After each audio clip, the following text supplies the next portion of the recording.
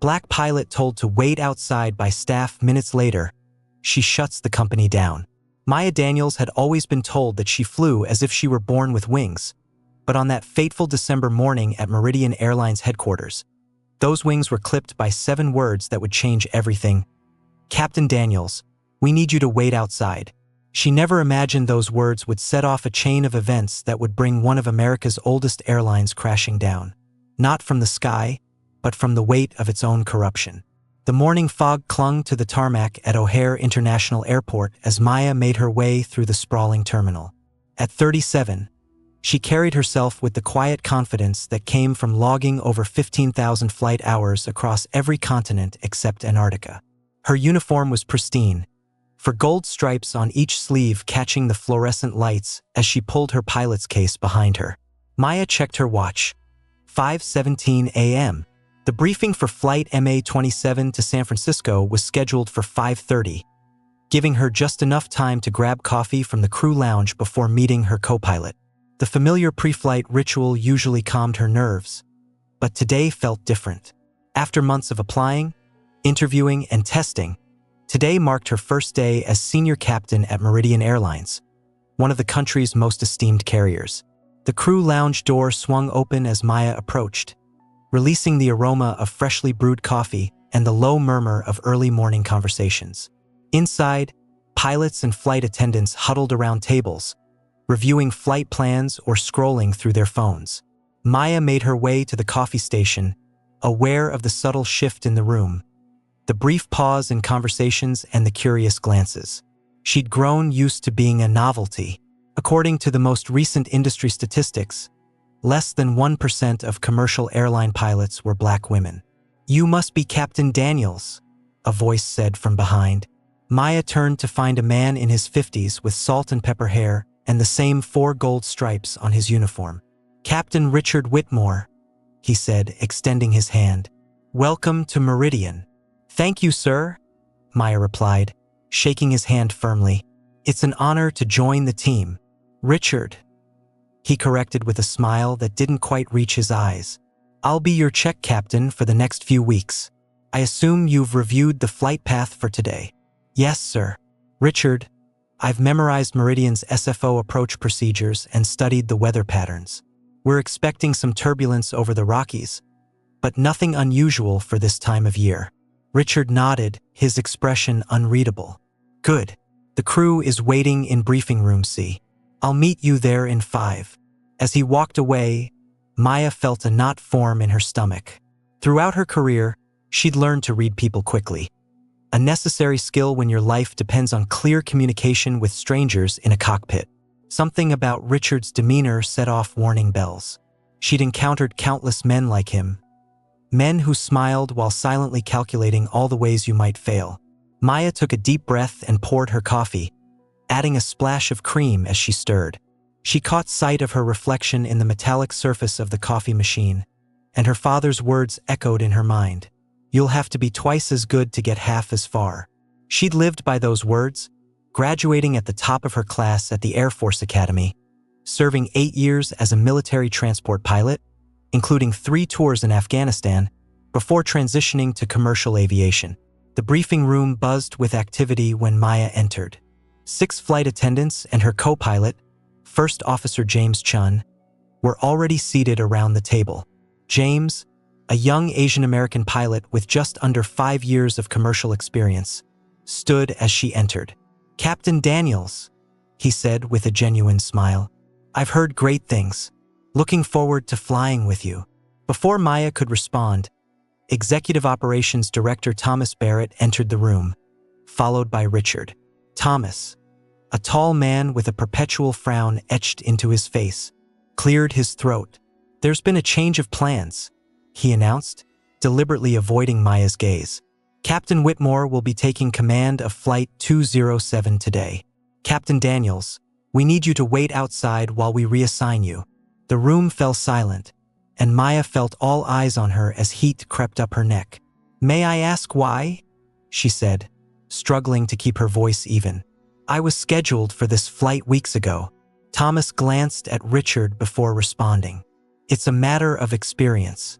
San Francisco is a challenging approach, and given your unfamiliarity with our protocols, with all due respect, Maya interrupted, I've flown into SFO 73 times over the past decade, including during severe weather conditions. My qualifications were thoroughly reviewed during the hiring process. Captain Daniels, Thomas said, his tone hardening, this isn't up for discussion. Please wait outside for a moment. Maya considered arguing further but decided against it. This wasn't the hill to die on. Not yet anyway.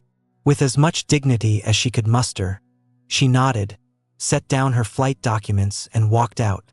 The hallway felt colder than it had moments before. Maya leaned against the wall, her mind racing. In her 20 years of flying, she'd faced discrimination in countless forms, from passengers requesting a different pilot upon seeing her, to colleagues making snide comments about affirmative action. But this felt different. More calculated. More deliberate. 10 minutes passed before the door opened again. Instead of Thomas or Richard, it was James who emerged, looking uncomfortable. Sorry about that, he said. Captain, he said, keeping his voice low. For what it's worth, I think it's complete nonsense. What did they say after I left? Maya asked. James hesitated. They claimed it was standard procedure for new captains. He trailed off, glancing down the hallway. Look, I've been here 3 years. I've seen 4 new captains start, and none of them got pulled from their first flight. A familiar heaviness settled in Maya's chest. Thanks for telling me. There's more, James said, leaning closer. I've been assigned as Whitmore's co-pilot, but they want you to shadow flight 422 to Seattle. It's a short flight. They're saying it's to get you acclimated to company procedures. He made air quotes with his fingers. Maya nodded slowly. And who's captaining that flight? Harold Wilson, he replied. The name struck like a hammer blow. Harold Wilson, Meridian's most senior captain, and according to industry gossip, a man who had openly opposed diversifying the pilot ranks. Maya had never met him, but his reputation preceded him. I see, she said quietly. Captain, James corrected himself. If you want to file a complaint, I'll back you up. Maya considered the offer. A complaint on her first day would brand her as difficult, regardless of the merits. She'd spent her career navigating these treacherous waters, knowing when to speak up and when to bide her time. Let me handle flight 422 first, she decided. But I appreciate the offer. Not everyone would stick their neck out like that. He nodded, understanding the unspoken calculation. Good luck with Wilson. He can be old-fashioned. Maya almost laughed at the euphemism. I've dealt with old-fashioned before. As James walked away, Maya's phone buzzed in her pocket. It was a text from her younger sister, Zoe. Knock them dead on your first day, sis. So proud of you. Maya stared at the message, emotions warring within her. Pride in how far she'd come, anger at the situation, and determination not to let this setback define her. She typed a quick reply, all good here. Tell you about it tonight. She tucked the phone away. Flight 422 to Seattle became Maya's personal purgatory. Captain Harold Wilson, a man in his early 60s with thinning gray hair and a permanent scowl, acknowledged her presence with nothing more than a curt nod before proceeding to ignore her entirely during pre-flight preparations. The first officer, a nervous-looking man named Peter Lawson, shot her occasional apologetic glances but remained silent. Maya sat in the jump seat behind them, observing as they went through the checklist. Wilson's methodical approach to flight preparation was impressive, she had to admit. Whatever his personal shortcomings, the man knew how to fly. But as the Boeing 737 pushed back from the gate, Wilson finally addressed her. I don't know what kind of operation you came from, Captain Daniels, he said without turning around. But at Meridian, we do things by the book. No shortcuts, no improvisations. The implication was clear. He assumed she was less rigorous, less professional. I understand, Captain, Maya replied, keeping her voice neutral. Standardization is the foundation of safety. Wilson grunted in response, seemingly disappointed she hadn't taken the bait. The flight to Seattle was mercifully short, just under 2 hours. Throughout, Wilson made a point of narrating his actions in a condescending manner, as if Maya were a novice rather than a captain with thousands of hours of experience. She absorbed the humiliation silently, focusing instead on observing Meridian-specific procedures and protocols. During the descent into Seattle, however, Wilson made a mistake, minor but noticeable. He entered the wrong frequency for approach control. Lawson either didn't catch it or was too intimidated to speak up. Maya hesitated for a split second before deciding to intervene. "Captain," she said calmly, "I believe Seattle approach is on 28.35 today, not 124.75. The cockpit went silent. Wilson's shoulders tensed visibly before he checked the approach chart. "That's correct," he said stiffly, adjusting the radio. "Thank you, Captain Daniels." The acknowledgement clearly cost him, and Maya expected that would be the end of any interaction. But as they taxied to the gate after landing, Wilson surprised her. "You have a good eye," he said, still not looking at her. "Most wouldn't have caught that." "Thank you, sir. Don't misunderstand," he continued, his voice hardening. "One good catch doesn't make you Meridian material. This airline has standards, traditions. Not everyone fits." The message couldn't have been clearer if he'd spelled it out. Maya felt a cold anger rise within her. "With respect, Captain, traditions evolve. They have to." Wilson finally turned to face her, his pale blue eyes cold. "Not at Meridian they don't." The rest of the day passed in a blur of passive-aggressive slights and thinly veiled hostility. After returning to Chicago, Maya was informed she would be shadowing different captains for the remainder of the week. All men, all with reputations similar to Wilson's. The pattern was obvious. They were hazing her, hoping she'd quit. That evening, Maya sat in her newly rented apartment in Chicago, a glass of Cabernet in hand, as she video-called her sister. Zoe's indignation filled the screen, her lawyer instincts immediately kicking in. "Maya, that's textbook discrimination. You could sue them into oblivion. And then what?" Maya sighed, sinking deeper into her couch. "Be known as the black woman who sued her way into the cockpit? I'd never have the crew's trust." Zoe's frustration was palpable. "So you're just going to take it?" "That's not the Maya I know," Zoe said. "I didn't say that," Maya replied, a hint of steel entering her voice. "I said I'm not suing yet. There are other ways to fight." "What's your plan?" Zoe asked. Maya took a sip of wine, considering. "I need to understand what I'm up against. This feels organized, systemic. I need to know if it's just a few dinosaurs or if it runs deeper." "Be careful, sis," Zoe warned. "These corporate types protect their own." "I know, but I didn't get this far to be pushed out before I even get started." Later that night, unable to sleep, Maya opened her laptop and began digging deeper into Meridian Airlines. Founded in 1967, the company had grown from a regional carrier to a national airline with international routes. The safety record was solid, though unremarkable.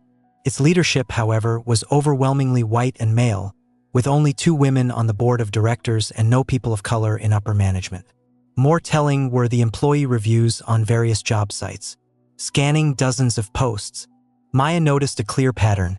Glowing reviews from white male employees contrasted with less enthusiastic ratings from women and minorities, many of whom mentioned the old boys network and an unwelcoming atmosphere, though without giving specifics. Maya dug further, searching for any lawsuits or complaints against the airline. She found 3 discrimination suits over the past decade, all settled out of court with non-disclosure agreements. 2 involved female flight attendants, and 1 concerned a Hispanic ground crew supervisor. She was about to close her laptop when a news article from 8 months ago caught her attention. Meridian Airlines faces FAA scrutiny over maintenance logs. The piece was brief, only mentioning that the Federal Aviation Administration was conducting a routine review of Meridian's maintenance procedures after minor discrepancies were found in their documentation. Maya bookmarked the article, making a mental note to follow up on it later.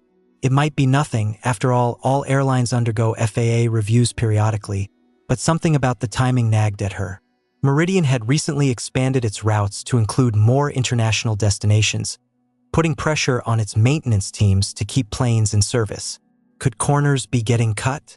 The next morning, Maya reported for her shadowing assignment on a flight to Denver, this time with Captain Andrew Peterson. To her surprise, Peterson turned out to be cordial, if reserved. Mid-flight, after they'd reached cruising altitude, he turned to her. "For what it's worth," he said quietly, "not all of us agree with how you're being treated." Maya studied him carefully. "But you're not speaking up either." Peterson had the grace to look embarrassed. "It's complicated. Meridian is traditional." That word again, Maya noted, seems to cover a multitude of sins. "Look," Peterson said, lowering his voice further. "Watch yourself around Barrett and Wilson. They've been friends for 30 years. Barrett protects Wilson and his circle no matter what." "No matter what?" Maya pressed. "Even if they're putting safety at risk?" Peterson's expression changed, a flash of unease crossing his features. "I didn't say that." "You didn't have to," Maya replied. "Is there something I should know?" Captain Peterson faced forward again, his posture stiffening. "I've said too much already. Just keep your eyes open." The cryptic warning stayed with Maya throughout the day. Between flights, she made a point of visiting the maintenance hangar, introducing herself to the ground crew under the pretense of learning Meridian's procedures. Most were polite but distant. One technician, however, a middle-aged black man named Marcus Jefferson, warmed up when they discovered they'd both grown up in Detroit. "23 years I've been keeping these birds in the air," Marcus told her as he inspected an engine cowling. "Seen a lot of changes, not all good." "How so?" Maya asked casually. Marcus glanced around before answering. "New management's been pushing us to speed things up. More flights, less turnaround time. Some checks that used to be mandatory are now at the technician's discretion." Maya felt a chill. "Is that legal?" "Gray area," Marcus said with a grimace. "They've got fancy lawyers who know how to word things so it sounds kosher. But between us, I wouldn't put my family on some of these planes." Before Maya could press further, a supervisor appeared, eyeing their conversation suspiciously. Marcus quickly returned to his work, and Maya thanked him before walking away, her mind racing with implications. Over the next 2 weeks, Maya endured the humiliation of being treated like a rookie, despite her extensive experience. She was assigned to the least desirable routes, given minimal rest between flights, and subjected to excessive scrutiny of her performance. Yet she persisted, building a mental catalog of every slight, every deviation from protocol, every hint of something more sinister lurking beneath Meridian's polished exterior. She also began forming alliances. James, who continued to express his support. Lauren Kim, a flight attendant who had faced her own battles with the company's culture. And Marcus, who gradually shared more concerning details about maintenance shortcuts. Maya was careful in these conversations, never explicitly stating her suspicions or intentions, but making it clear she valued truth and safety above all else. 3 weeks into her employment, Maya was finally assigned to captain a flight, a red-eye from Chicago to Las Vegas. Typically unpopular due to the hour and the often rowdy passengers, this flight would be a test. James was assigned as her first officer, which she suspected was no coincidence. If they expected her to fail, they'd want a friendly face in the cockpit. Witnessing the pre-flight inspection, Maya's first serious red flag was raised. Examining the maintenance log, she noticed discrepancies in the dates of several routine checks. When she questioned the ground crew, they reassured her that everything was within parameters. Unsatisfied, Maya insisted on a more thorough inspection, delaying the flight by 20 minutes. A cardinal sin in the airline industry's on-time departure culture. "Are you sure that's necessary?" Captain James asked nervously as Maya meticulously went through the aircraft systems. "Dispatch is already asking about our delay. Better 20 minutes late than not arriving at all," Maya replied, continuing her checks. "Something doesn't add up in these logs." She eventually cleared the aircraft for departure but filed a detailed report noting her concerns. The flight itself went smoothly, but upon their return to Chicago the next morning, Maya was summoned to Thomas Barrett's office. Barrett wasted no time with pleasantries. Captain Daniels, I understand you delayed Flight 889 last night with an unnecessary inspection. Maya sat up straight, meeting his gaze. The maintenance logs showed inconsistencies that warranted further examination. Our ground crew cleared that aircraft, Barrett said dismissively. You overruled them based on what, exactly? A feeling, Maya replied. Based on my 20 years of experience and FAA regulations that require complete and accurate documentation before flight. The intake valve inspection dates didn't align with the service records. Barrett's expression darkened. Captain Daniels, at Meridian we value efficiency alongside safety. Delays cost this company thousands of dollars. If you can't trust our established procedures, perhaps this isn't the right environment for you. The threat lingered between them. Maya recognized the trap, either back down and overlook potential safety issues, or stand her ground and risk her position. Mr. Barrett, she said carefully, are you suggesting I should overlook discrepancies in maintenance logs? I'm suggesting you should trust the expertise of our maintenance teams, who have decades of experience with these aircraft. Maya nodded slowly. I see. Would you mind putting that directive in writing for my records? Barrett's face flushed. That won't be necessary. Just use better judgment in the future. I always do, Maya replied, rising to leave. Safety is my primary judgment call. Always. As she walked out, Maya knew she had escalated the conflict beyond repair. Barrett wouldn't forget the challenge, and neither would his allies. She was now officially a problem. That night in her apartment, Maya spread out all the notes she had been collecting. A web of inconsistencies, warning signs, and policy violations that had become impossible to ignore. The picture they painted was disturbing. Meridian Airlines appeared to be systematically cutting corners on maintenance, pressuring employees to overlook issues, and fostering a culture where raising concerns was discouraged and punished. Maya knew what she had to do, but the consequences would be severe. Her career, which she had built meticulously over decades, would likely never recover. The aviation industry was small, and whistleblowers rarely found a warm welcome elsewhere. Still, she thought of her father, a man who had taught her that integrity wasn't a luxury, but a necessity. Flying isn't just a job, he had told her when she earned her first pilot's license at 19. It's a sacred trust. People put their lives in your hands. Maya picked up her phone and dialed a number she had saved weeks ago but hoped never to use. Zoe Daniels, her sister answered, her lawyer voice in full effect. It's me, Maya said. I need your help, and I need you to connect me with that friend of yours at the FAA. There was a pause on the line. You're sure about this? Zoe asked. Maya looked at the evidence spread before her. I've never been more sure of anything in my life. Okay, Zoe said simply. Tell me everything. The next morning, Maya prepared for her scheduled flight to Boston with a strange calm settling over her. She had spent hours with Zoe outlining her observations, cross-referencing regulations, and preparing documentation. At 3 a.m., after Zoe had finally gone to sleep on Maya's couch, Maya sat alone in the darkness, contemplating the path ahead. Hey, everyone, thanks for staying with me through this story so far. It means the world to me. If you're enjoying this journey with Captain Maya Daniels, please hit that subscribe button and drop a comment letting me know where you're watching from. I'd love to connect with you all and hear your thoughts on this story of courage and integrity. Now, let's get back to Maya's fight against Meridian Airlines. Before heading to the airport, Maya made two crucial phone calls. The first was to Zoe's contact at the FAA, arranging a meeting for the following day. The second was to a journalist at the Chicago Tribune who specialized in corporate accountability stories. Seeds planted, Maya headed to O'Hare, the weight of her decision settling firmly on her shoulders. The pre-flight briefing for the Boston route was tense. Word had already spread about her confrontation with Barrett. Some crew members avoided eye contact. Others watched her with a mix of curiosity and respect. James, assigned again as her first officer, gave her a subtle nod of support. As Maya reviewed the flight plan, Richard Whitmore entered the room unexpectedly.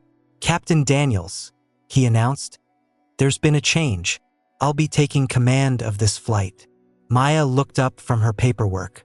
On whose authority? Executive operations, Richard replied, not bothering to hide his satisfaction.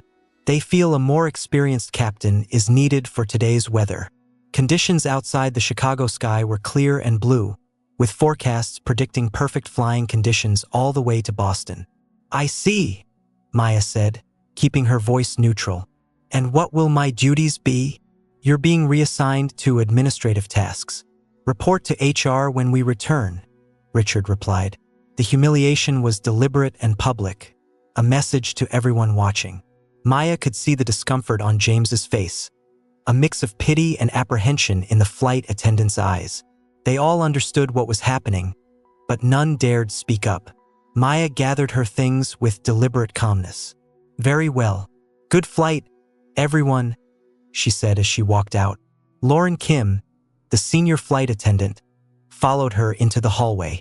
This isn't right, Lauren said in a hushed voice. What they're doing to you. It's okay, Maya reassured her. Some battles aren't meant to be fought in the open. Lauren hesitated, then pulled out her phone. I have photos, she said, her voice barely audible. From Flight 336 to Toronto last month. The cabin pressure valve had a crack, visual inspection failed. They cleared it anyway because delaying would have triggered crew rest requirements and canceled 3 more flights. Maya's heart raced. Lauren, that's serious. I know. That's why I documented it. I've been keeping records for months, but I was afraid. She trailed off, glancing over her shoulder. I could lose everything. You still could, Maya warned. Lauren nodded firmly. What's the point of having a career if people could die because I stayed silent? Maya felt a surge of emotion, gratitude, admiration, and a renewed sense of purpose. Send everything to this email, she said, scribbling an address on a piece of paper. It's secure. And Lauren, thank you. Throughout the day, Maya moved through Meridian's headquarters with an air of deliberate compliance. She reported to HR as instructed, where she was told she would be placed on administrative review pending an evaluation of her compatibility with the company culture. The HR representative, a nervous young man who couldn't meet her eyes, had her surrender her ID badge for a temporary one that restricted her access to most areas. Maya accepted the restrictions without complaint, knowing that appearances mattered more than ever. As she sat in the bland corporate HR waiting area, filling out pointless paperwork designed to occupy her time, her phone vibrated with incoming messages. James, this is wrong. Let me know how I can help. Marcus, need to talk. Maintenance Bay 34:30. Important. The most surprising message came from Peter Lawson, the first officer who had flown with her and Wilson. Not all of us are like them. Some of us remember why we became pilots. By 4:30, Maya had finished the busy work assigned to her and made her way to the maintenance area. Her restricted badge wouldn't grant her access, but Marcus was waiting by a side entrance, looking nervous. I shouldn't be doing this, he said as he let her in. But someone needs to know what's happening inside. Marcus led her to a quiet corner behind a parked 737. They're falsifying records, he said without preamble. Not just fudging dates. Actual structural issues are being downgraded or ignored. Maya felt her blood run cold. How widespread? At least 30% of the fleet has maintenance issues that should ground them for proper repairs, but management keeps pressuring us to sign off. When someone refuses, what happens? Maya pressed. They disappear, transferred, fired for unrelated reasons, or worse, accidents. What do you mean, accidents? Marcus lowered his voice further. Paul Decker, best mechanic I ever worked with. He started raising concerns about the engine mounts on the 787s last year. 3 weeks later, he fell from a maintenance platform. Broken back. Career over. The company called it employee negligence. Didn't even pay his medical. Maya processed this, her suspicions crystallizing into certainty. Marcus, would you be willing to go on record about this? The fear in his eyes was answer enough. I've got 3 kids, Captain. This job is all I have. I understand, Maya said gently. But if something happens, if a plane goes down because of these practices, Marcus's expression hardened. I know, that's why I'm talking to you now. But I can't be the face of this. I just can't. You don't have to be, Maya assured him. There are other ways to get the truth out. As they parted, Marcus handed her a USB drive. Flight logs, maintenance records, internal memos. I've been collecting them for months, just in case. Be careful who sees this. That night, Maya methodically reviewed everything. Marcus's files, Lauren's photos, her own observations, and information from other sympathetic employees who had reached out throughout the day.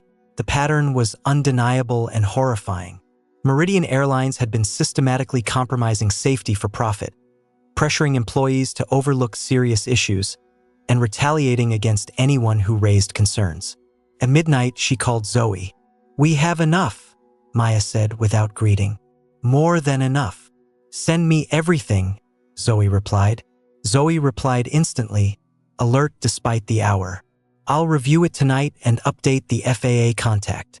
There's something else, Maya added. I need you to look into an accident. Paul Decker, a maintenance technician. It was a workplace injury about a year ago.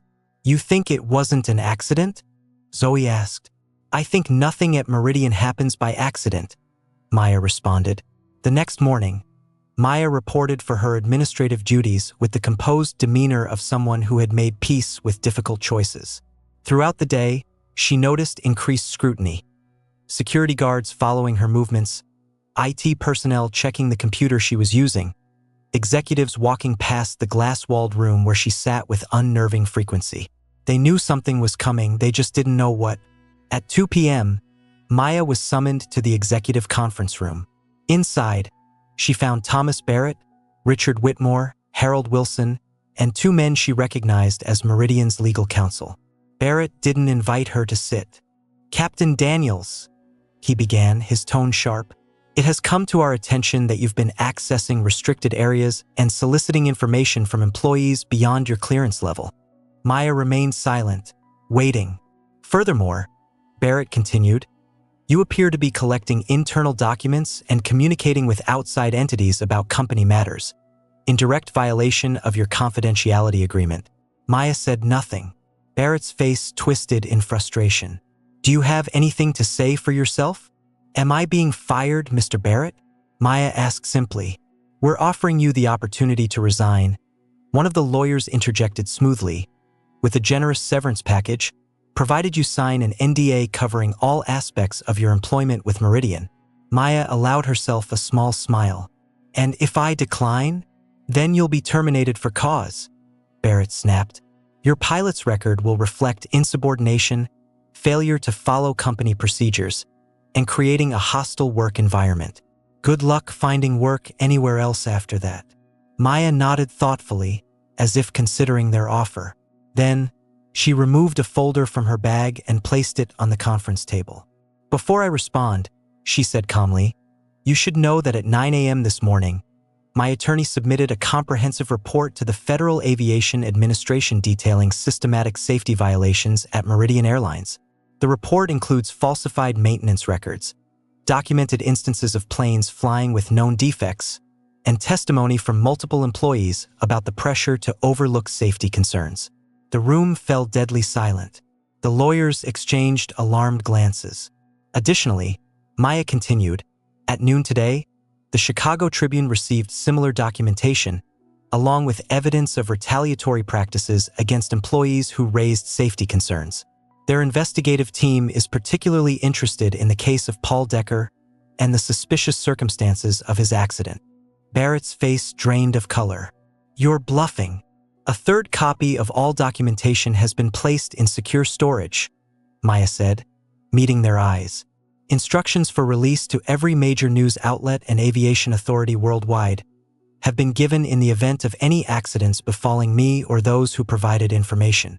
She looked each man in turn. So no, Mr. Barrett, I will not be resigning or signing your NDA. Wilson slammed his fist on the table. This is blackmail. No, Captain Wilson, Maya corrected him. This is accountability. One of the lawyers whispered urgently to Barrett, who looked increasingly panicked. "What do you want?" Barrett finally asked, his voice hoarse. "I want you to ground every aircraft with maintenance discrepancies immediately. I want a full safety audit conducted by an independent third party, and I want written assurance that no employee who cooperated with my investigation will face retaliation." Maya's voice was steady and unwavering. "Those are my non-negotiable terms." "That would bankrupt the company," Wilson protested. Maya raised an eyebrow. "As opposed to what happens when the FAA revokes your operating certificate? Or when families of passengers learn you knowingly flew unsafe aircraft?" The second lawyer pulled Barrett aside for a hushed conversation. After several tense minutes, Barrett returned to the table, defeat evident in his posture. "We'll need time." "You have 1 hour," Maya interrupted. "After that, I'll call my contacts and tell them to proceed with full public disclosure." The next few days unfolded like a slow-motion collapse. Meridian announced an emergency maintenance review, grounding nearly 40% of its fleet. Flights were canceled, passengers stranded, and the company's stock plummeted. The FAA launched a formal investigation, sending teams of inspectors to comb through Meridian's maintenance records and physical aircraft. Maya found herself at the center of a gathering storm. The Tribune's exposé hit like a bombshell, followed by coverage from national networks. Former employees came forward with their own stories, painting a damning picture of a once proud airline that had sacrificed safety for profit. Barrett, Whitmore, and Wilson were placed on administrative leave pending an investigation. The investigation continued. The board of directors, desperate to salvage the company's reputation, issued public statements promising full cooperation and comprehensive reforms. 6 weeks later, Maya sat in a small cafe across from Meridian's headquarters, watching as workers removed the company's iconic logo from the building's facade. The airline had filed for bankruptcy protection after the FAA revoked its operating certificate, citing willful and systemic disregard for basic safety protocols. James slid into the seat across from her, looking both exhausted and oddly energized. "It's official," he said.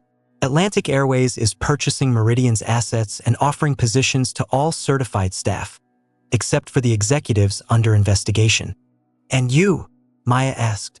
"Senior first officer," James confirmed with a smile. Maya sipped her coffee. "I'm still considering my options."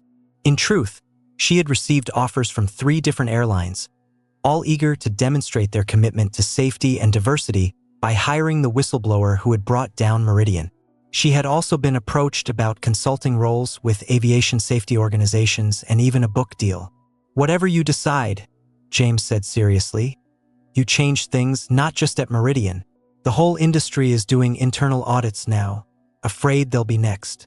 Maya thought about the cost, the stress, the fear, and the sleepless nights, wondering if she had done the right thing. She thought about Marcus, who had been hired as Atlantic's head of maintenance quality control, about Lauren, now training to become a safety officer, and about all the employees who had risked everything to stand for what was right. Most of all, she thought about the passengers who would never know how close they had come to disaster, how many lives had been saved by those brave enough to speak up. "We all change things," she corrected James gently. "All of us together." As they sat there, watching Meridian's final dismantling, Maya's phone rang. It was Zoe. "Have you seen the news?" her sister asked without preamble. "About the Atlantic purchase?" Maya replied. "James just told me." "No, about Barrett and the others. The Justice Department just announced criminal charges. Reckless endangerment, fraud, obstruction of justice. They're facing actual prison time." Maya closed her eyes, a complex emotion washing over her. Not satisfaction exactly, but a sense of completion, of justice served. "There's something else," Zoe continued. "The FAA is creating a new aviation safety oversight committee. They want you on it." Maya watched as the last piece of Meridian's logo came down, leaving only the faint outline on the building wall. "Tell them I'll consider it," she said.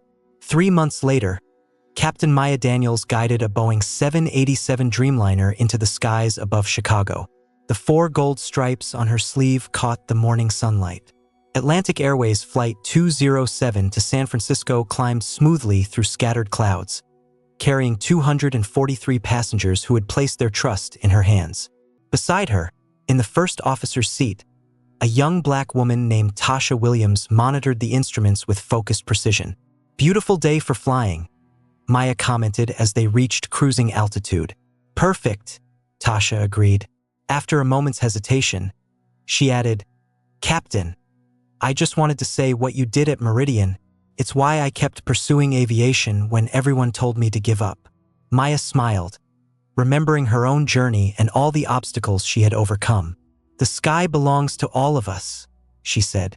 "First Officer Williams, never forget that." As they soared above the clouds, Maya thought about the words that had started it all. "Captain Daniels, we need you to wait outside." Those words had set in motion events that transformed an industry. Sometimes, she reflected, the most important journeys begin with a door closing in your face.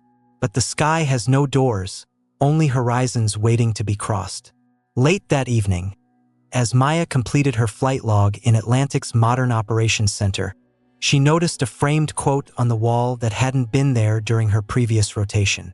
It was from her testimony before the Congressional Transportation Committee. Words she had spoken when asked why she had risked everything to expose Meridian's practices in aviation. "The truth isn't just a virtue, it's a necessity. The sky forgives many things, but it never forgives lies." She touched the frame lightly, remembering the day she had spoken those words, how her voice had trembled slightly, but her conviction had remained unshakable. In that moment, surrounded by powerful men who had never faced the barriers she had overcome, Maya had found a strength she hadn't known she possessed. Not just the courage to speak truth to power, but the wisdom to understand that some battles transcend personal interests. The aviation industry was changing, slowly, perhaps, and with resistance from those who clung to outdated traditions, but changing nonetheless. Atlantic had implemented a blind application process for new pilots, focusing on qualifications rather than names or backgrounds. They had revamped their reporting systems to protect whistleblowers and established an independent safety council with actual authority to ground aircraft without fear of retaliation. Across the industry, other airlines were following suit, recognizing that diversity wasn't just a buzzword, but a safety asset. Different perspectives spotting different potential problems, creating a more robust system. Maya's phone buzzed with a message from Zoe. "Dinner tomorrow. Big news to share." Maya smiled, typing back, "Your place? I'll bring wine." As she gathered her things to leave, she paused to watch through the window as ground crews prepared the aircraft for the next day's flights. Technicians moved with purpose, inspecting, checking, and verifying. No corners cut, no details overlooked. In the distance, a plane took off, its lights fading into the night sky. Maya had always loved that sight, the miracle of human ingenuity lifting thousands of pounds of metal into the air, defying gravity through scientific precision and human determination. But now it held new meaning. Each departing plane represented not just technological achievement, but a moral victory, the triumph of integrity over expediency, of courage over complicity. "Captain Daniels." Maya turned to find Atlantic's chief pilot, Sarah Chun, approaching with a smile. "I've been looking for you," Sarah said. "The Academy of Aviation Safety wants you to speak at their annual conference. Something about changing corporate culture from within." Maya laughed softly. "Not sure I'm the best example of working within the system. Sometimes breaking the system is exactly what's needed to rebuild it properly," Sarah replied. "Will you consider it?" Maya looked back at the night sky, at the distant plane now just a moving star among real ones. "Yes," she said, "I think I will." In the months and years that followed, Maya became known not only for her skill in the cockpit, but for her steadfast advocacy for safety and equality in aviation.